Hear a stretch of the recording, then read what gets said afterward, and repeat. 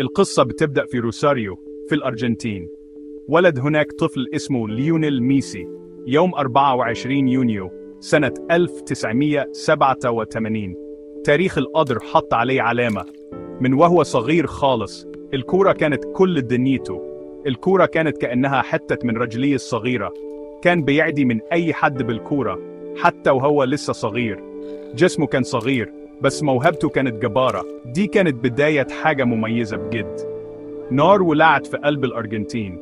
أيوة، أسطورة كانت بتتكون. الحياة كان فيها تحديات وهي دايما كده. عرفوا إن عنده نقص في هرمون النمو. دي كانت عقبة لأي طفل ولأي حلم. بس ميسي مكنش طفل عادي. روحه مفيش حاجة تكسرها. عيلته كانوا واقفين جنبه، كانوا عارفين إنه معمول للعظمة. حلم الكورة كان أقوى من أي خوف. محدش كان هيقدر يوقفه. التحدي ده بس خلاه أقوى. وبعدين جت له مكالمة من ورا البحار. نادي برشلونة شاف السحر اللي فيه وهو عنده 13 سنة بس. ساب بيته. خطوة شجاعة لولد صغير. أسبانيا بقت لوحته الجديدة اللي بيرسم عليها.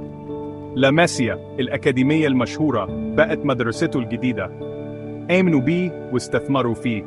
شافوا المستقبل في عينيه. برشلونة قدمت له العلاج وطريق عشان يبقى الأحسن. في الأكاديمية كبر وبان عليه. مهاراته ما كانش ليها مثيل. مراوغة، رؤية للملعب، أجوان. كان عنده كل حاجة. المدربين كانوا مبهورين وزمايله كمان. كان بيتعب وبيشتغل بجد كل يوم. اتعلم طريقة برشلونة.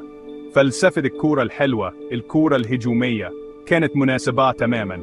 وقريب قوي العالم كله هيعرف اسمه. الولد الصغير اللي من روساريو كان جاهز. اليوم جه أول ماتش ليه مع برشلونة. أكتوبر سنة 2004. نجم اتولد رسميا. نزل على أرض ملعب الكامب نو. شاب صغير وسط عمالقة. بس لعب من غير خوف. لعب بفرحة بس. موهبته نورت من أول لحظة. الجماهير حست بده. العالم شافه. دي كانت بداية عصر جديد. ملك جديد كان جاهز ياخد عرشه. برشلونة لقت جوهرتها. مع برشلونة اكتسح أسبانيا وبعدين أوروبا. بطولات دوري أسباني 10. مكنش مجرد لعيب، ده كان قلب الفريق. الأجوان كانت بتنزل زي المطر. والأسيستات كمان. كسر أرقام قياسية وبعدين كسرها تاني. تيشيرت رقم 10 بقى أسطوري. رجله الشمال عصاية سحرية.